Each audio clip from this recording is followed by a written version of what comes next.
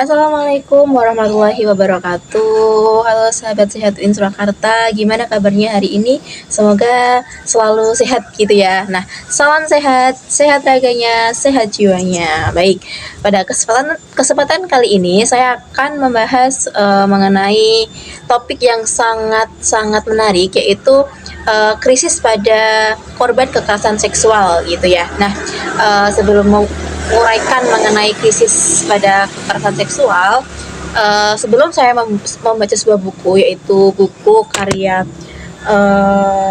Profesor Ifdil SH dan M. Fadli, Nilma Rima dan Yola Eka. Nah, ini ada bukunya ini berjudul mengenai profesional konseling trauma gitu. Nah, di sini saya membaca dua bab. Yang pertama itu pada bab 2, di sini ada mengenai tema konseling krisis, dan pada bab 4 ini membahas mengenai stres gitu ya.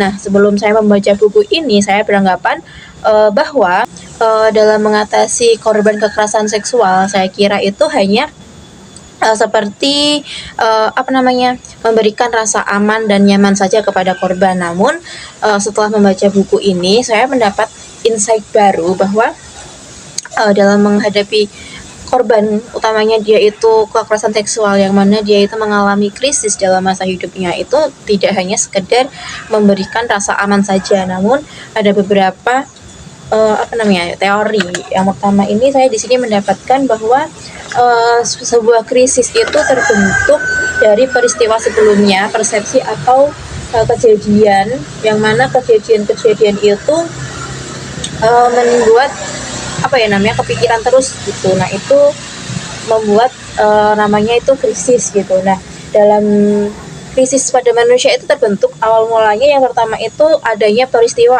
atau pemicu, lalu muncullah persepsi dalam diri mereka. Setelah persepsi itu muncul, maka akan menyebabkan tekanan emosional, seperti kayak emosionalnya terus-terusan tertekan hingga mereka merasakan stres, depresi, seperti itu. Nah, lalu setelah tekanan itu muncul, itu yang mengakibatkan keberfungsian rendah ketika coping gagal gitu, jadinya down seperti itu. Nah, di sini di buku ini juga dijelaskan bahwa dalam korban kekerasan seksual juga seperti itu tahapan mengenai peningkatan fungsional pada individu. Yang pertama itu ketika si individu itu mengalami perubahan persepsi terhadap peristiwa tadi, yang namanya dia itu udah mendapatkan peristiwa-peristiwa itu, lalu emosionalnya kan turun gitu kan. Lalu gimana sih caranya untuk membangkitkan itu lagi? Itu dengan cara peningkatan dalam fungsionalnya seperti itu. Nah, contohnya nih, dalam korban kekerasan seksual itu kan pasti dia mengalami yang namanya emosi negatif gitu kan. Nah, emosi negatif ini ketika itu diabaikan dan tidak ditangani secara serius, itu akan menyebabkan yang namanya stres tadi gitu.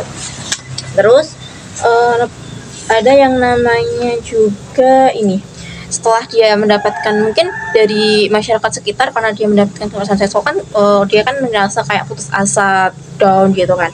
Nah, krisis akan terjadi dan menjadi bahaya jika tidak diproses dengan tepat. Hal ini dapat menyebabkan penurunan level fungsional pada manusia, atau bahkan lebih lanjut kehilangan fungsional manusia tersebut.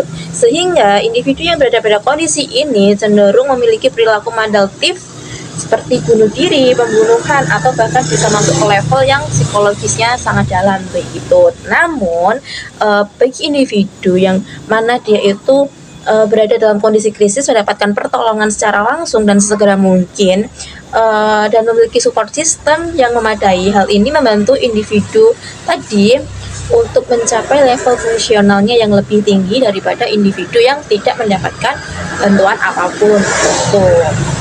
Nah, konseling krisis ini merupakan bantuan yang dilakukan oleh profesional untuk membantu seseorang menghadapi masalah yang muncul saat mereka mengalami situasi yang krisis gitu. Nah, tujuannya itu untuk apa sih?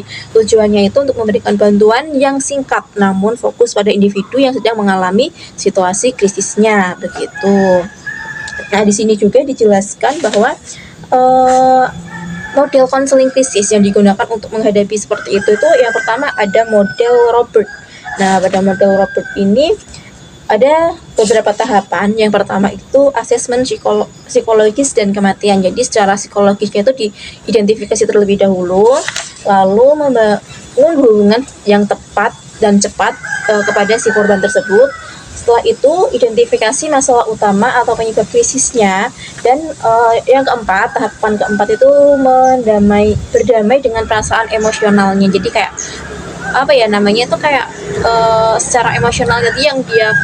Nah, lalu yang kelima itu membuat dan mencari berbagai alternatif, mengimplementasikan rencana aksi, dan yang terakhir itu tindak lanjut atau follow up. Nah, jadi kesimpulannya dalam menghadapi krisis pada korban kekerasan seksual itu tidak kita sebagai profesional itu tidak hanya memandang bahwa korban itu hanya butuh rasa aman aja, namun ada beberapa pendekatan dan ada beberapa model yang harus digunakan oleh profesional untuk membantu si korban tersebut begitu. Nah, mungkin itu saja yang dapat saya sampaikan. Kurang lebihnya saya mohon maaf yang sebesar-besarnya.